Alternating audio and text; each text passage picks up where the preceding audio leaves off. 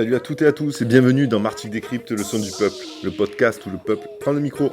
Alors aujourd'hui, on démonte les enjeux brûlants qui secouent l'Europe. 3 ans après le début de l'invasion russe en Ukraine, le contingent tangue entre escadre militaire et silence diplomatique. Emmanuel Macron vient de lancer des propositions choc.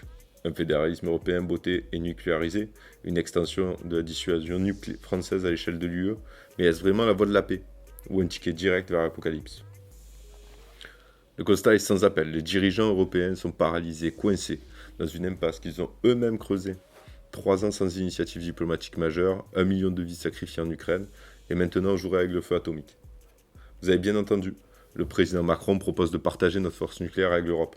Mais attention, derrière les grands mots, c'est un risque de confrontation directe avec Moscou qui se profile. Le PCF, lui, tire la sonnette d'alarme. Non à cette fuite en avant guerrière, et oui à une Europe qui choisit le dialogue, pas les missiles. Rappel des faits. Depuis 2022, la guerre en Ukraine a tout changé.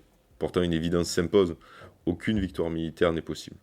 Seule une solution politique, basée sur la charte de l'ONU et les accords d'Helsinki, peut arrêter l'hémorragie.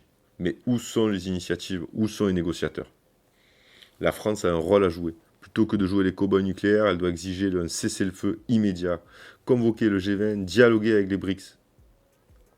Parce que oui, la troisième guerre mondiale n'est pas un scénario de film. C'est une menace réelle et pour l'éviter, il faut oser. Oser parler à tous et même à ceux qui nous dérangent. On nous vend une Europe forte avec des bombes.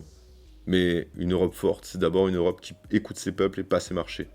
Et ça passe par une rupture radicale, sortir de l'OTAN, reprendre le contrôle de notre industrie de défense vendue aux Américains, construire un pôle public au service de la paix.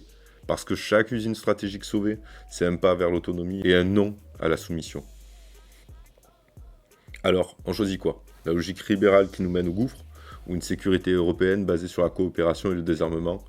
Le peuple, lui, a déjà commencé à répondre, à nous faire entendre sa voix, pour une diplomatie audacieuse, pour une paix durable, et pour que Martigues, comme toute l'Europe, reste debout.